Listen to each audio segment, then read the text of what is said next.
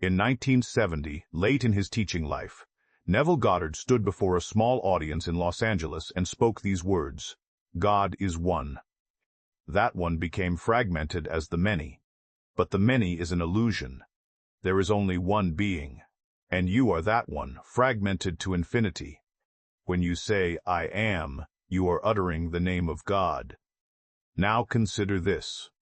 In every mystical tradition that has ever named the divine, the number one stands for the same thing, not the first in a sequence, not a quantity, but unity itself, singularity, the unbroken source from which all multiplicity appears. In Kabbalah, the number one is Keter, the crown, the indivisible point of light before creation. In Pythagorean numerology, it is the monad, pure being, undifferentiated consciousness, the foundation of all number and form. In the Tao Te Ching, it is called the One, that gives birth to two, and two to three, and three to the 10,000 things. So here is the question we are going to explore together tonight. Did Neville Goddard teach a doctrine of numerology? And if so, what does it mean that his entire message can be contained in a single number? Welcome to Neville Goddard Universe. This is a space where we take Neville's teaching, "Consciousness is the only reality," and trace its lineage across the great esoteric traditions. Not because Neville needed validation from Kabbalah or Hermeticism or the East, but because truth has a signature. And wherever human beings have gone deep enough into the mystery of their own awareness, they have returned speaking the same language, dressed in different symbols. Tonight's episode is called Neville's Exact Lectures on Numerology and the Power of the Number One, a Source Study. And that subtitle matters. This is not speculation. This is not me reading numerology into Neville's work. This is about what Neville himself said, directly, explicitly, in his late apocalyptic lectures of the 1970s, about the metaphysical meaning of numbers, and especially the number one. We are going to look at the actual words, the precise citations, and we are going to place them alongside what numerology, in its deepest mystical sense, has always taught. If you have ever felt the pull towards seeing the unity beneath the diversity of spiritual teachings, if you have ever sensed that there is one truth wearing many masks, then this exploration is for you. And if this kind of work resonates with you, I invite you to like this episode and subscribe to the channel. It genuinely helps the work continue, and I am grateful for every consciousness that joins this search. Let us begin where Neville always began, with the statement, "I am." For Neville, this was not grammar, it was ontology, it was metaphysics. It was the single, irreducible fact of existence. You may doubt your body, your name, your history, your memories, but you cannot doubt that you are. The awareness that you exist is the one thing you cannot step outside of. And Neville taught that this awareness, this I am RM is not a product of the world. It is not a result of biology or conditioning. It is the cause. It is the substance. It is God individualized. In his 1970 lecture titled The Oneic, delivered in Los Angeles, Neville made this statement with absolute clarity: there is only one being. Scripture tells us, "Hear, O Israel, the Lord our God, the Lord is one, not one among many, one period, and that one being plays all the parts." The drama of life is a play in which God, the one actor, has so lost himself in the parts that he believes himself to be the mask he wears. This is not pantheism. Neville is not saying that God is the sum total of all things. He is saying that God is the only thing, and what we call things are imagination, states of consciousness, temporarily crystallized.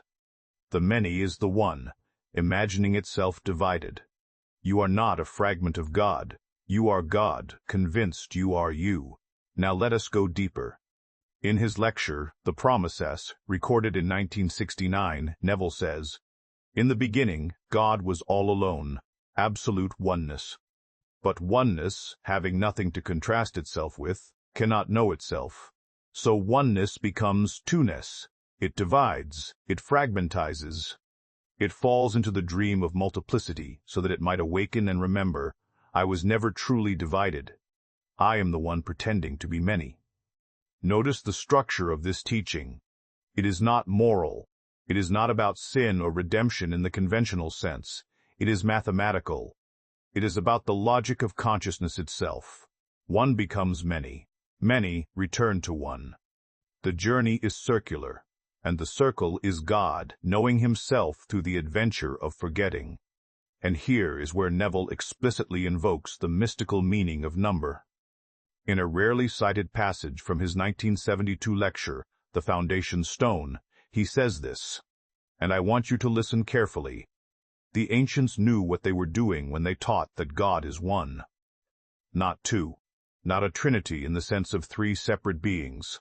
One, and all numbers are born from that one. Two is one divided. Three is one in motion. Four is one solidified into a world. But all numbers are modifications of the same singular unity. When you say I am, you are standing in the place of the number one, and from that one, your entire world unfolds. That is Neville, speaking directly about numerology, about the metaphysical doctrine that numbers are not quantities but qualities of being. And he places himself, the individual, at the position of the one, not metaphorically, literally. You, reading this now, are the cosmological singularity from which your universe radiates. Let me give you a practical example. Imagine someone listening to this right now who feels powerless. They feel like one small voice in a vast, indifferent cosmos. They look around and see 7 billion people, endless forces, systems larger than themselves. Neville would say, you are thinking from the position of the many. You are imagining yourself as one among billions, but that is the illusion. In truth, there is only one consciousness, and you are it. The 7 billion are your imaginal acts pushed out. The systems are your assumptions hardened into facts. When you say, I am small, you are speaking as God, and God, believing himself small, becomes small in experience. But the moment you recognize the one, the moment you say, I am the operant power, I am the cause. I am not one of many, I am the one dreaming the many. Everything shifts, not because you become arrogant, but because you step into your actual position in the metaphysical order.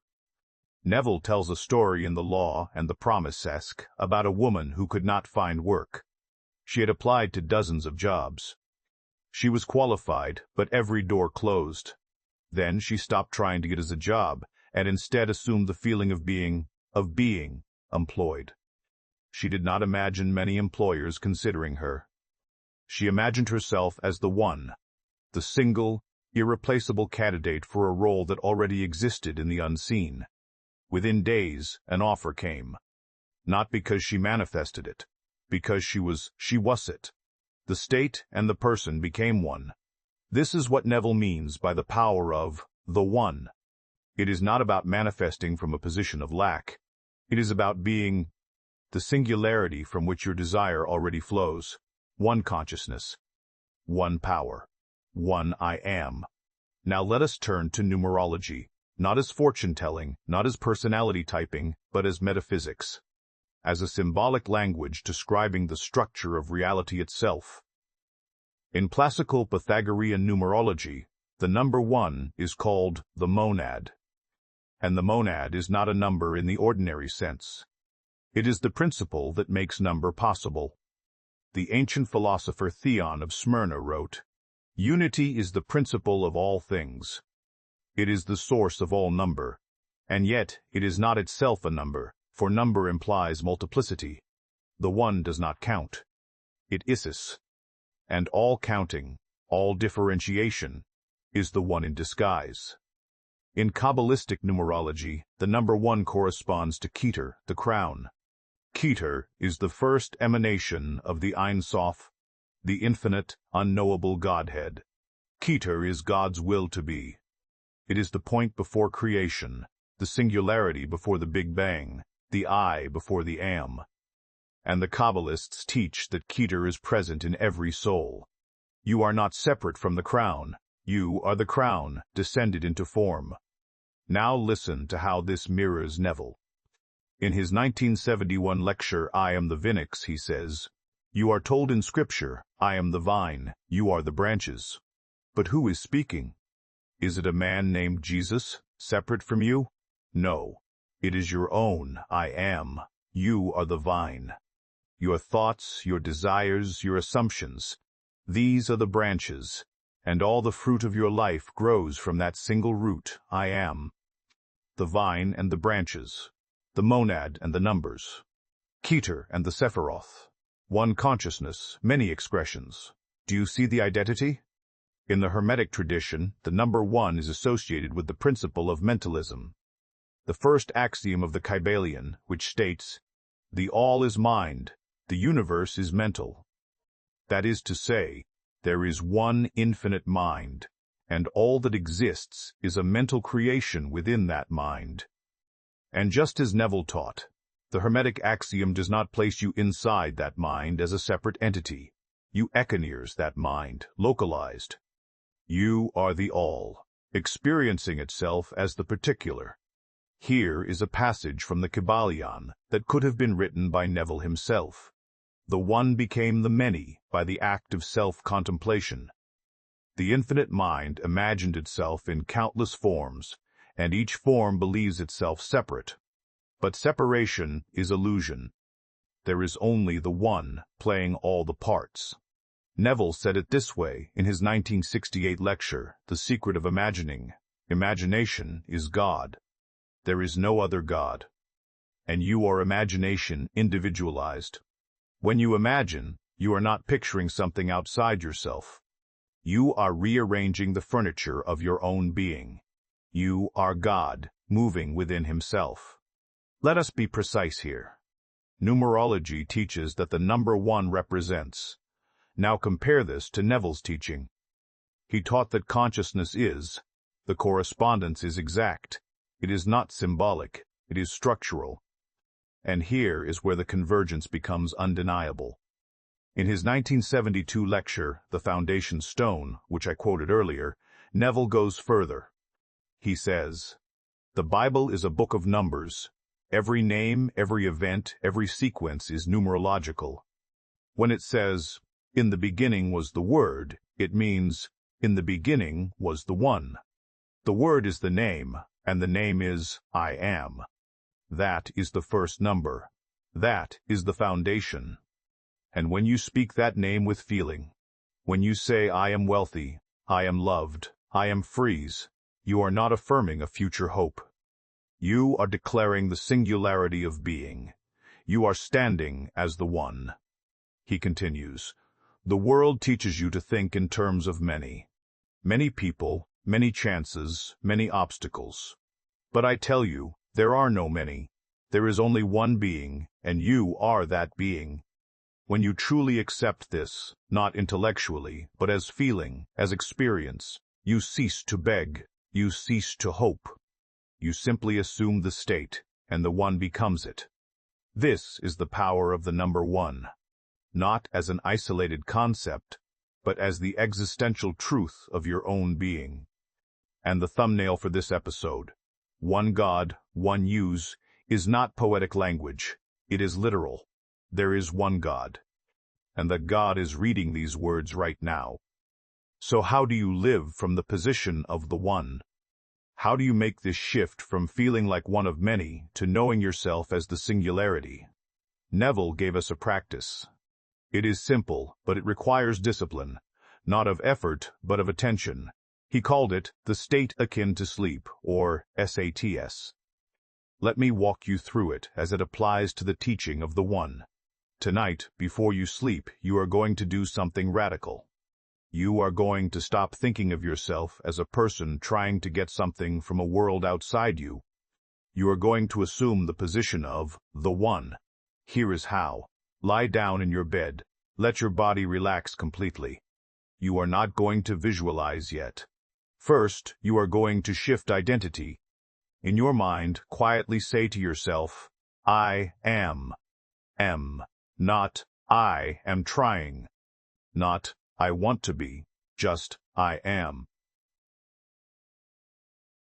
Feel the weight of that statement. You are not saying it to anyone. You are saying it, Asik, the one consciousness that is all. Now, from that place, gently call to mind a desire. Perhaps you wish to be in a relationship. Perhaps you wish to be financially free. Perhaps you wish to be recognized, celebrated, at peace. Do not think of the desire as separate from you. Do not imagine it coming toward you. Instead, feel yourself ask the one who already is that. If you desire love, do not imagine a person approaching. Imagine the feeling of being loved, as if love is not something you receive, but something you are. You are the one. And the one, imagining himself loved, is his loved. The feeling and the fact are identical. If you desire wealth, do not picture money entering your account. Instead, feel the security, the freedom, the ease that wealth represents. You are the one. And the one, imagining himself abundant, is abundant. The state is the substance. Neville would say, condense your desire into a single scene that implies its fulfillment. But I want you to add one layer tonight. Before you enter the scene, remind yourself, I am the only one here. There is no one to convince. There is no outer world resisting me. There is only consciousness, and I am it. Then enter the scene. Feel it. Live in it. Let it become more real than the bed you are lying on. And then, gently, let it go. Fall asleep in that feeling. Do not hold on to it with effort. Let it dissolve into sleep, knowing that the one has assumed the state, and the one is all-powerful. You may find it helpful, as you do this, to think of the number one, not as a visualization, but as a reminder. One God, one consciousness, one power. You are not calling on that power. You are that power. This is not arrogance, it is recognition. You are not claiming to be superior to others. You are realizing that there are no others, not in the ultimate sense. There is only the one, dreaming the many. And when you, as the one, assume a state, that state must objectify. Not because of law of attraction, not because the universe is granting wishes, but because consciousness is the only reality, and imagination is its creative act. Numerology would call this standing in the vibration of the number one. Neville calls it assuming the state. They are the same act, described in different languages. Try it tonight. Do not complicate it. Simply rest in the awareness that you are not one among billions. You are the one. And from that singularity, your world is born. Let us step back now and ask the larger question. Why does this matter? Why does it matter that Neville Goddard, a mystic teaching in mid-century Los Angeles, said the same thing about the number one that the Pythagoreans said, that the Kabbalists said, that the Hermetic philosophers said, that the Vedantists said when they proclaimed, Tat tat tavam ashish, thou art that? It matters because it points to something beyond culture, beyond time, beyond language. It points to the structure of consciousness itself.